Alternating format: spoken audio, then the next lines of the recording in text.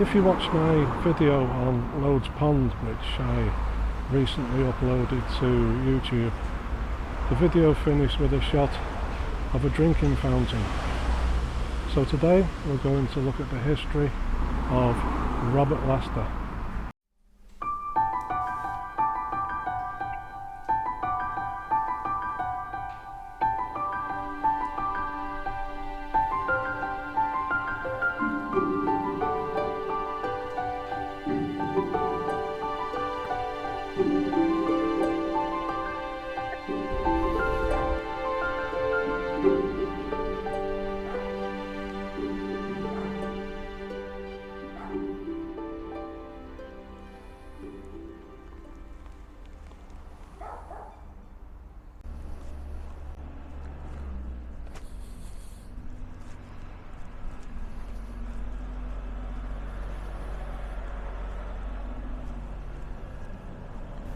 The drinking fountain is said to be made from Aberdeen granite.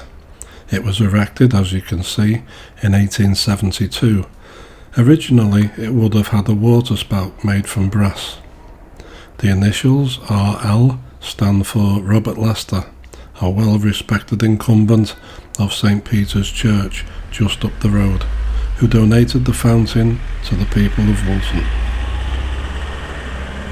St. Peter's Church was consecrated on September the 16th, 1826 by Bishop William Jacobson of Chester. It was given a district in 1828 and it was placed under the charge of Rev Robert Leicester MA. He remained responsible for the church for the next 49 years and he died in office in 1875. In 1863, the district of Woolton ceased to be part of the Chapel of Childwall. The two were separated, and by appropriation of certain great tithes, the benefice conferred upon its incumbent the title of rector. There are several memorials to Robert Leicester and his family in and around the present church. The windows in the chancel are dedicated to his memory and that of his wife. The baptistry window commemorates his death, and the memorial on the north wall, also from the old church, is in memory of Robert Leicester's mother. There is a large family grave and a memorial to the last surviving daughters. At the time of his death, several members of his large family were involved in good work for the parish. The good works of the Leicester family and the next rector, which was a gentleman called the Reverend Edward James Bower MA, often revolved around helping the poor.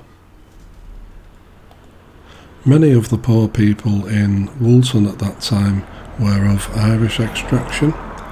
They had been forced to leave their homeland by the potato famine of 1847. Many lived in squalor in the area of Quarry Street, Rose and Ruddock Streets. Many of the native population were little better off, and their living conditions were provided a breeding ground for all kinds of epidemics at the time. In the 1870s and 1880s, a series of severe winters, which were locally referred to as long frosts, and caused high unemployment in what was still an agricultural community. The clergy and the gentry of the neighbouring churches united to organise a soup kitchen in the Mechanics' Institute, as well as the distribution of coal to the population, which was on the verge of starvation.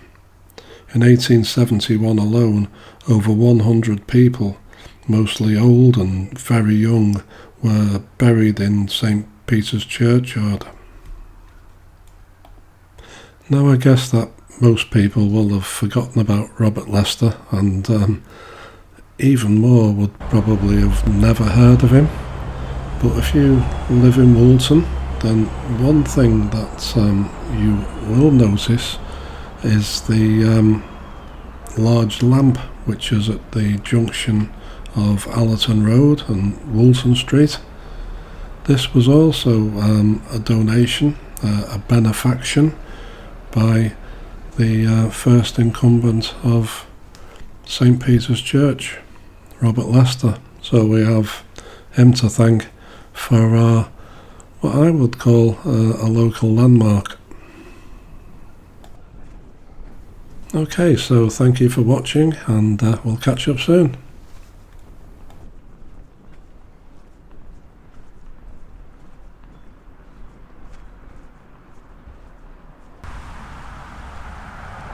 Yeah, so I've just been smiled at by a woman taking a dog for a walk. That doesn't happen every day, does it? I think it might be the shorts.